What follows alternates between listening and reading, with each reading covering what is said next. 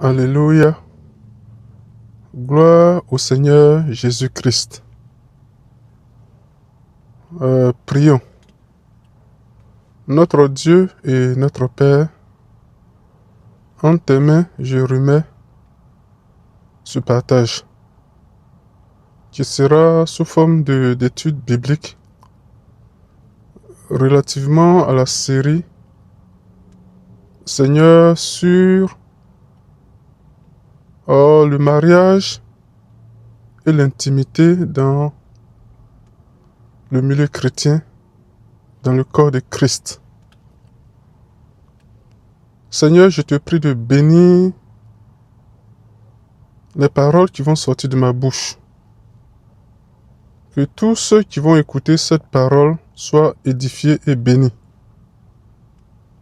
Et Seigneur,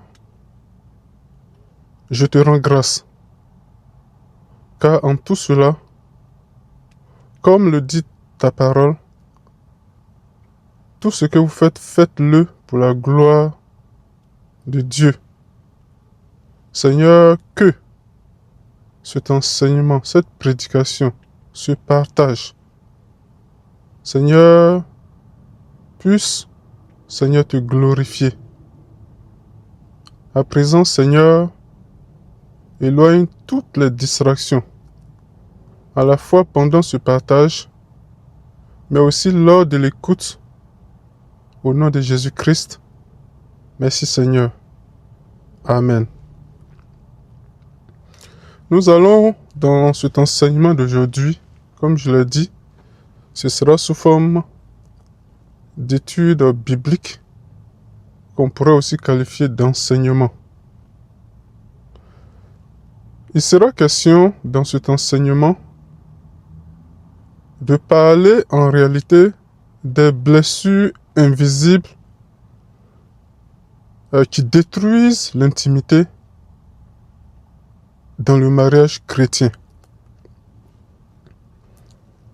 Pour commencer, nous allons ouvrir la parole. Nous allons aller directement dans Matthieu 18. Donc, j'espère que pendant que je me prépare à lire la parole, bien aimé, vous aussi, vous pourrez ouvrir votre Bible, car c'est dans un esprit de prière que vous devrez écouter ce message. Je lis Matthieu 18, verset 10. Prenez garde de ne pas mépriser un de ces petits, car je vous dis que dans les cieux, leurs anges voient continuellement la face de mon Père qui est dans les cieux. Amen. On va lire un deuxième verset. Ça, c'est dans Proverbe 4, verset 23. Gardez votre cœur plus que toute autre chose, car de lui viennent les sources de la vie. Amen. Beaucoup de couples chrétiens à travers le monde, en tout cas le corps de Christ en particulier, parce que beaucoup prétendent qu'ils sont chrétiens, mais en réalité ne le sont pas. Alors je parle ici de ceux qui sont membres du corps de Christ. Le Seigneur a dit dans sa parole que celui qui n'a pas son esprit ne lui appartient pas non plus. Mais je vais arrêter là comme ça, on va continuer.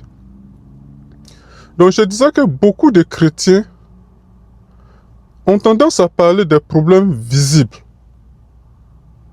La fatigue, parler des finances, parler de l'école des enfants, je dirais la réussite sociale des enfants, l'éducation, le travail. Ils parlent aussi même de leurs désaccords. Ce sont des choses, je suis persuadé, que tout enfant de Dieu qui est marié ou en voie de se marier connaît. Parler de finances, des projets, etc., etc. Mais la vérité est que même si ces éléments, ces choses visibles, peuvent pourrir l'atmosphère dans le foyer chrétien. Mais en réalité, très souvent d'ailleurs, ce ne sont pas ces choses qui détruisent l'intimité. Mais les choses vraiment qui détruisent l'intimité, c'est souvent des blessures invisibles. Ces blessures invisibles qui ont été accumulées pendant parfois des années. Et le problème avec ça, c'est que ces blessures invisibles, elles ne font aucun bruit. En fait, ce ne sont pas souvent des choses qui provoquent de grandes disputes. Mais progressivement, elles vont créer souvent des situations malheureuses. Elles vont, à un moment donné, pousser les conjoints à se mettre des distances entre eux. Ou c'est ça.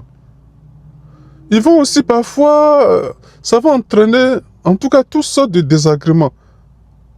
Ils seront froids, indifférents, méfiants.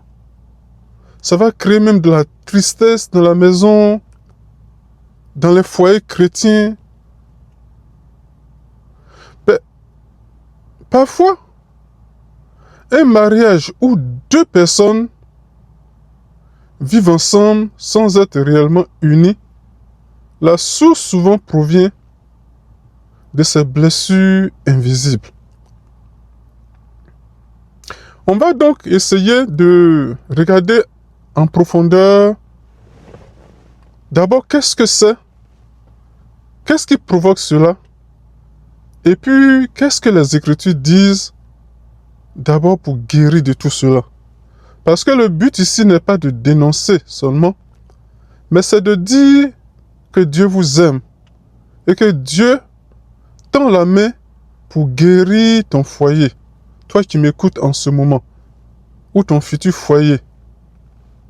Car la connaissance libère. Il est écrit que faute de connaissance, mon peuple périt. Connaître, pas n'importe quelle connaissance, la connaissance spirituelle révélée par le Saint-Esprit, c'est ça la véritable connaissance. Pas la connaissance intellectuelle. Cette connaissance-là, elle est charnelle et c'est de l'orgueil. Alors, regardons maintenant un peu ce que nous appelons les blessures invisibles. Prenons le premier exemple que je vais prendre, c'est les blessures des rejets répétés. Lorsqu'on va regarder cela, vous savez, Dieu nous a créés avec le besoin d'être accueillis. C'est du relationnel. Quand le Seigneur dit, il n'est pas bon que l'homme soit seul. J'ai toujours dit que Dieu n'a pas dit, il n'est pas bon que l'homme ne se marie pas. Dieu a bien dit, il n'est pas bon que l'homme soit seul. Donc on voit clairement que Dieu, dans son esprit, l'esprit de Dieu, c'est le relationnel. Être ensemble, être en communion. Et lorsqu'on regarde, Ève a été accueillie tout de suite par Adam. Et Ève aussi a accueilli tout de suite Adam. Le mariage chrétien, en tout cas le mariage dans son ensemble, mais en particulier le mariage chrétien, c'est une relation, en fait, où, en fait, chacun est appelé à trouver un refuge auprès de l'autre. En fait, l'épouse doit trouver un refuge auprès de l'époux et l'époux doit trouver un refuge auprès de l'épouse. C'est pour ça que c'est souvent lorsqu'on entend, bon, c'est la femme qui a besoin d'être protégée, c'est vrai. Mais est-ce que vous savez que l'homme aussi a une grande vulnérabilité? Normalement, un mariage selon la volonté de Dieu, je dirais pas un bon mariage, c'est un mariage où l'homme se sépare de tout et se donne à son épouse. L'inverse aussi est vrai. La femme, l'épouse se sépare de tout. Père, mère, relation, tout, pour se donner entièrement à son époux. Voici le mariage dans l'esprit de Dieu. Éphésiens 4, verset 32 dit ceci. Soyez bons les uns envers les autres, compatissants. Amen.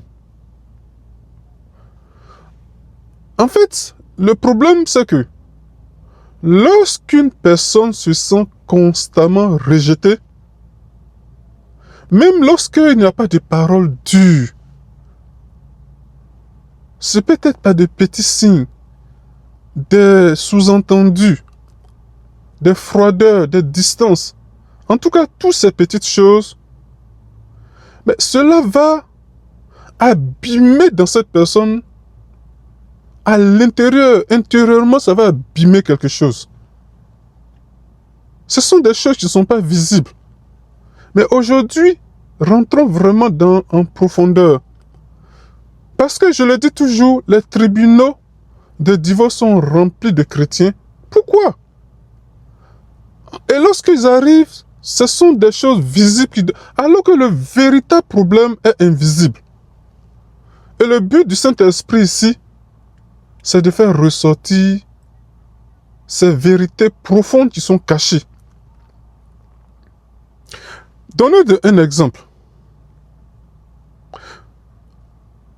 Admettons que l'époux ou l'épouse cherche une conversation, vraiment une conversation intime en couple. Et puis l'autre qui est en face, son épouse ou son époux, a tendance à répondre de façon répétée. Oh, pas maintenant. Oh non, je suis fatigué. Oh, on verra cela plus tard. Mais ce que vous devez savoir, c'est qu'à force de faire cela, un jour, cette épouse-là, ou même cet époux, selon ça dépend, il va cesser de demander. Et ce que cela montre, c'est-à-dire qu'il y a une blessure intérieure qui est déjà installée à cause de cela. L'épouse veut se sentir acceptée, mais l'époux aussi veut se sentir accepté. Et dans l'intimité conjugale, ce genre de rejet répété là, qu'est-ce que ça va faire? Cela va produire une blessure profonde qui va impacter l'intimité même dans le couple. En fait, ce n'est pas l'absence de l'acte qui est le problème très souvent.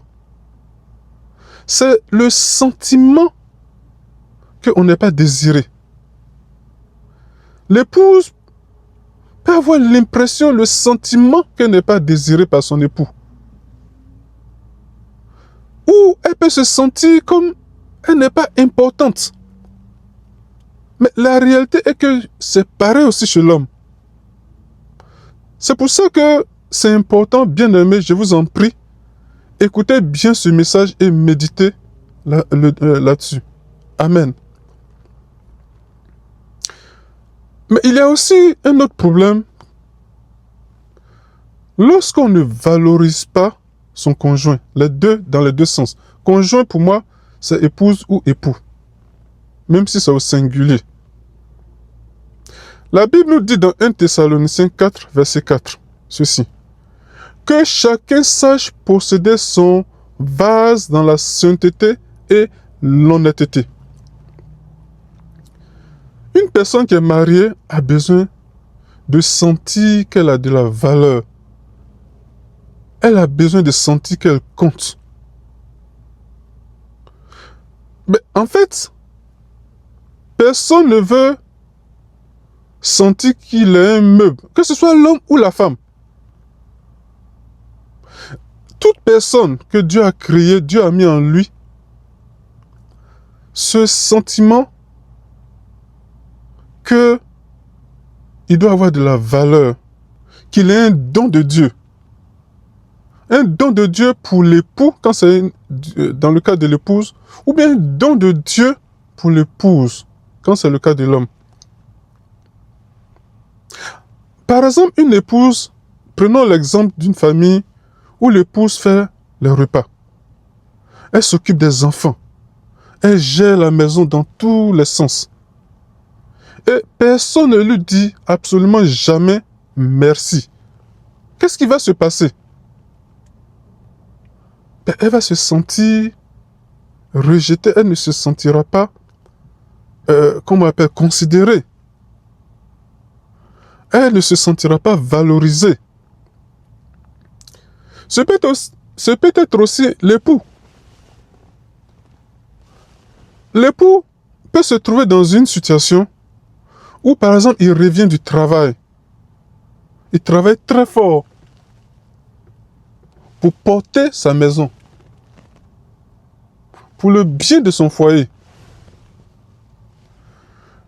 Il porte même, dans nos sociétés modernes, l'époux porte parfois des responsabilités vraiment importantes. Il fait même des efforts quotidiens. Mais si personne ne remarque, si son épouse ne remarque pas cela, petit à petit, cet époux-là, il va se sentir pas considéré, pas valorisé, voire invisible. Les conséquences de cela, son cœur va commencer petit à petit à se fermer aussi. Alors l'intimité devient mécanique. Et cela va entraîner des plaintes de l'épouse. C'est important qu'on parte à la source des problèmes. Et la joie va disparaître dans la maison. Ce que je dis là, c'est pareil pour l'épouse aussi en fait. C'est parce que je voulais donner deux exemples. Mais c'est pareil pour l'épouse. Si personne ne remarque ses efforts, ben, elle aussi, son cœur va se fermer. Et alors, l'intimité devient sans saveur. La joie va disparaître sur son visage. Elle sera amère, triste.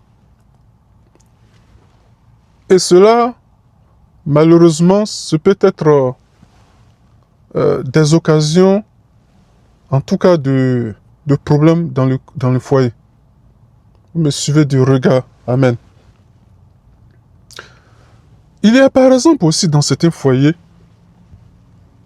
la parole qui est libérée trop facilement. Les blessures qui rabaissent. Lisons un verset dans la parole, ce que Dieu dit de faire. Ou de ne pas faire plutôt. Dans Éphésiens 4, verset 29, il est écrit ceci. Qu'il ne sorte de votre bouche aucune parole mauvaise. En français, si on traduit en anglais, peu importe. Aucune, ça veut dire absolument aucune. Pas de temps en temps. Quand on dit c'est aucune, c'est vraiment aucune. Zéro. Deuxièmement, on va lire un deuxième verset pour voir le poids des paroles. Proverbe 18, verset 21. La mort et la vie sont au pouvoir de la langue. Très souvent, la source des blessures invisibles liées aux paroles, c'est souvent dû à des paroles blessantes, mais qui sont souvent oubliées par celui qui la prononce ou qui les prononce. C'est dans les deux sens, mes bien-aimés. Mais en tout cas, dans les foyers, c'est très fréquent. Des petits mots mal placés. Et ça, ce n'est pas bien. Mais ce qu'on ne sait pas, c'est que ces paroles-là, elles vont créer des blessures qui vont rester gravées dans celui ou celle qui les reçoit. Par exemple, lorsque dans ton foyer, tu vas dire à ton conjoint, à ta conjointe, Oh, tu n'es jamais capable. Oh, tu ne comprends rien. Ou comment tu n'es pas capable de faire ceci, de faire cela. Tu n'es même pas en mesure de faire ceci, de faire cela. Regarde les autres femmes. Ou regarde les autres époux. Mais en fait, ce qu'on ne sait pas, c'est qu'on est en train de blesser profondément l'estime de la personne avec qui nous vivons. Et ça, malheureusement, ça peut blesser pendant des années. Quel est l'impact sur l'intimité de cela? Mais il devient difficile de s'ouvrir à quelqu'un qui nous a tant humiliés. Ça, c'est évident. Bien sûr, le corps peut être présent, mais le cœur est ailleurs. C'est une blessure invisible et ça, c'est plus dangereux. Il y a aussi cette tendance que les couples aujourd'hui ont à se comparer aux autres. Par exemple, d'abord lisons un verset, Galates 6, verset 4 dit ceci. Que chacun éprouve ses propres œuvres. Dieu ne nous a jamais demandé de comparer notre conjoint ou notre conjointe aux autres. Nulle part dans la Bible, cela n'est écrit. Au contraire, lorsqu'on va dans le Cantique des Cantiques, l'époux est en train de valoriser constamment l'épouse. Mais l'épouse aussi. Quand par exemple l'épouse dit « Mon bien-aimé est blanc, et comment on appelle, il est blanc », qu'est-ce qu'elle est en train? Elle est en train de le valoriser. Amen. Par exemple, on pourrait comparer son épouse à une collègue. Ou si ou l'épouse pourrait comparer son époux à un autre pasteur. Ou à un voisin même. Ou bien même, tout ça, ça peut être sournois. Ou bien un personnage sur les réseaux sociaux. Ou bien même l'homme, là, il aura tendance, parfois, de façon maladroite, il pourrait comparer de vive voix ou dans le cœur son épouse à une sœur de l'église.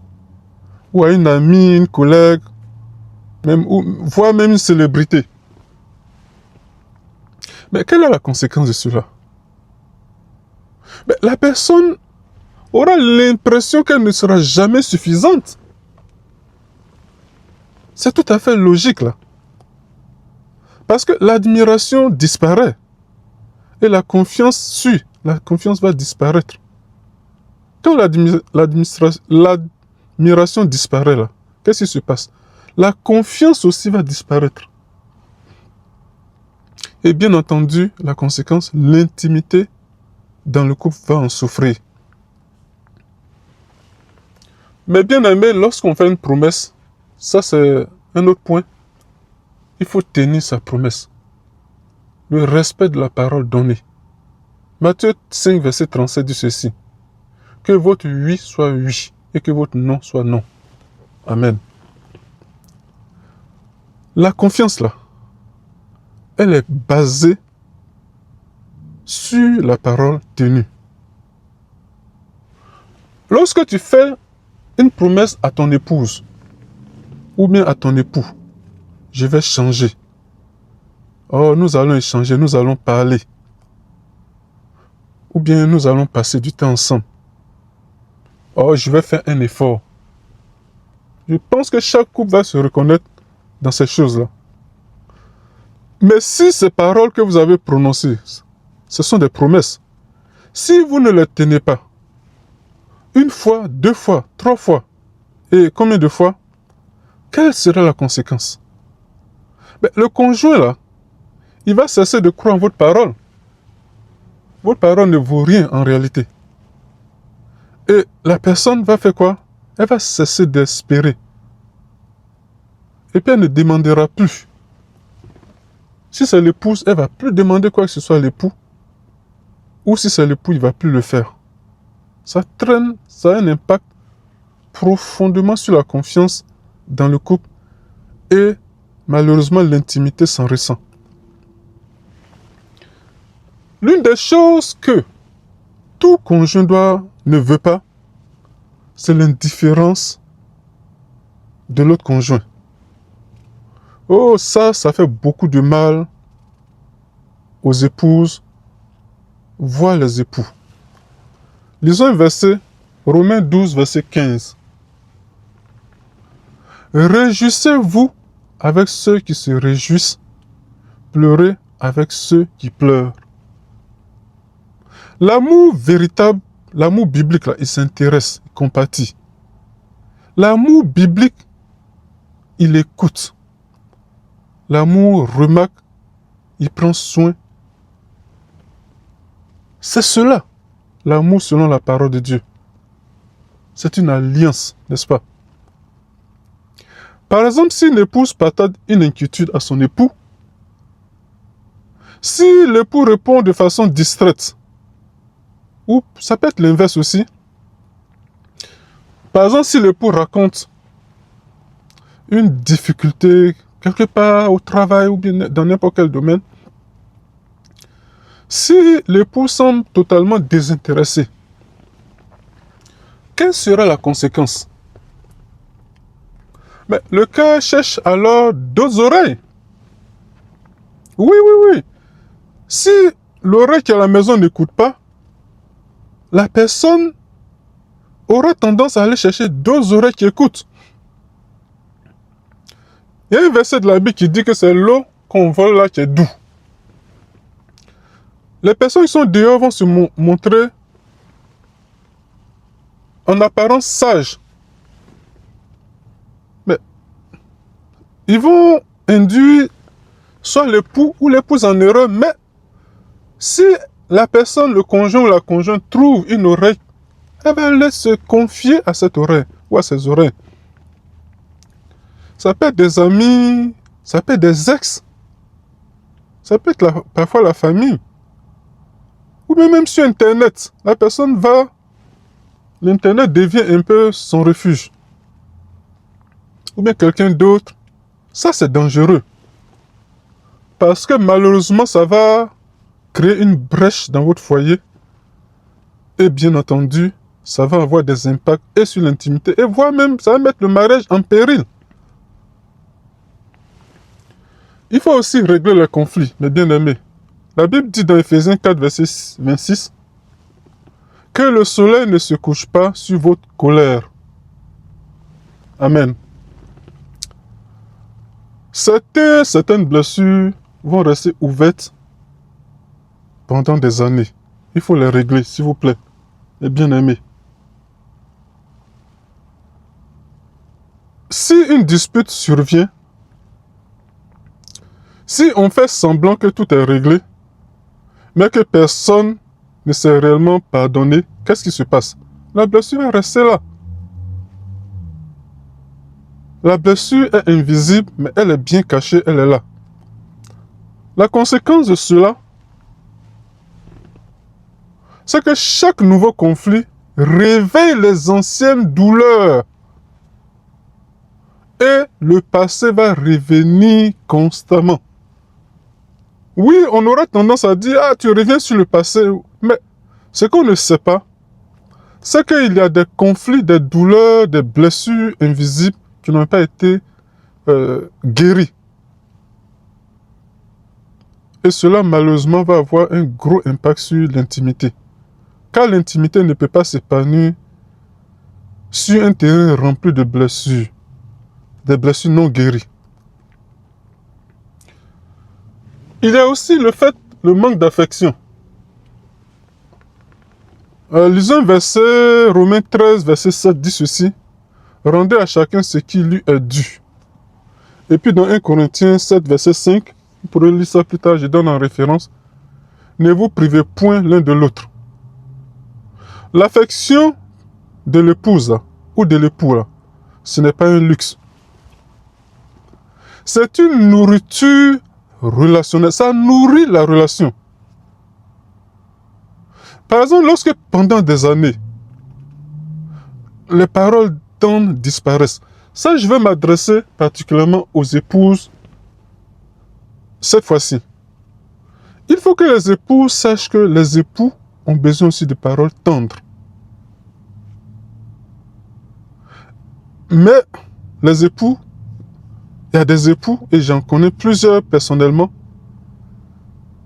qui ne disent aucune parole, ou bien presque jamais, de paroles tendres à leur épouse.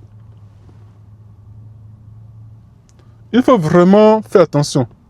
Il faut intégrer les gestes d'affection. Amen.